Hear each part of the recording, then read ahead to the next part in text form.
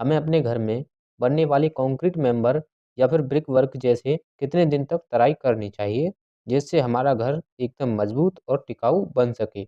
यदि हम सही समय तक तराई करते हैं तो हमारे घर की लाइफ और मजबूती दोनों ही बढ़ेगी। और किन किन तरीकों से तराई कर सकते हैं वह मेथड भी बताएंगे।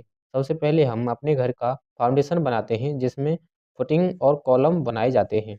फुटिंग की हम बात करें तो फुटिंग में कम से कम 7 दिन से लेकर के 10 दिन तक तराई करनी चाहिए। इसमें आप गनी बैग्स या फिर वाटर पाउंडिंग करके भी तराई कर सकते हो। सर्दियों में 1 से 2 बार जिसकी तराई करनी चाहिए और गर्मियों में कम से कम 3 बार इसकी तराई करनी चाहिए। और कॉलम की बात करें तो कॉलम हमारे एक वर्टिकल मेंबर है, जिसकी 7 दिन से लेकर के 14 दिन तक तराई करनी चाहिए।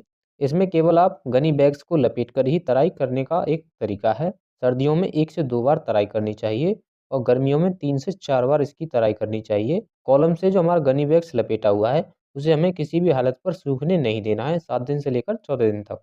बीम की हम बात करें तो सेम कंडीशन हमारी बीम पर अप्लाई होगी।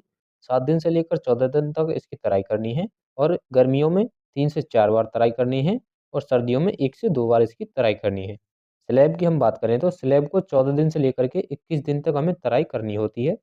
इसमें हम वाटर पाउंडिंग करके तराई कर सकते हैं, जो कि सबसे ज़्यादा यूज़ किया जाता है।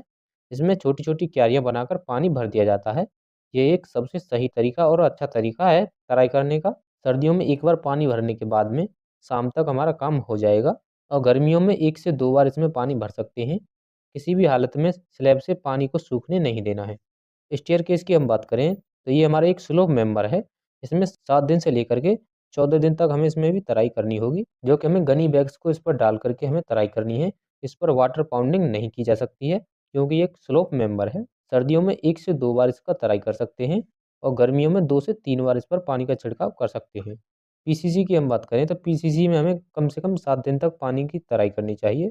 सर्दियों में 1 से 2 बार इस पर पानी का छिड़काव करना चाहिए और गर्मियों में 2 से 3 बार इस पर पानी का छिड़काव करना चाहिए। ब्रिक वर्क की हम बात करें तो इसमें 7 दिन से लेकर के 10 दिन तक पानी का छिड़काव करना है। सर्दियों में 1 से 2 बार और गर्मियों में 3 से 4 बार इस पर पानी का छिड़काव अवश्य करना है। सेम कंडीशन हमारे प्लास्टर पर भी अप्लाई होगी। 7 दिन से लेकर के 10 दिन तक इस पर पानी की तराई करना बहुत ज़रूरी है और सर्दियों में 1 से 2 बार और गर्मियों में 3 से 4 बार इस पर पानी का छिड़काव करना बहुत ज़रूरी है। ब्रिक वर्क और प्लास्टर की तराई करने के लिए हम केवल छिड़काव विधि से ही तराई करते हैं। इसमें किसी प्रकार के गनी बैग्स या फिर वाटर पाउंडिंग नहीं की जा सकती है। इसलिए हमें ब्रिक वर्क और प्लास्टर के लिए सर्दियों में 24 घंटे के बाद दिन में 1 या 2 बार तराई करना बहुत ज़रूरी है और गर्मियों के मौसम में दिन में 3 बार या फिर 4 बार भी आप इस पर तराई कर सकते हो। इस प्रकार की नॉलेजेबल वीडियो देखने के लिए हमारे चैनल को सब्सक्राइब कीजिए, वीडियो को लाइक एंड शेयर कीजिए।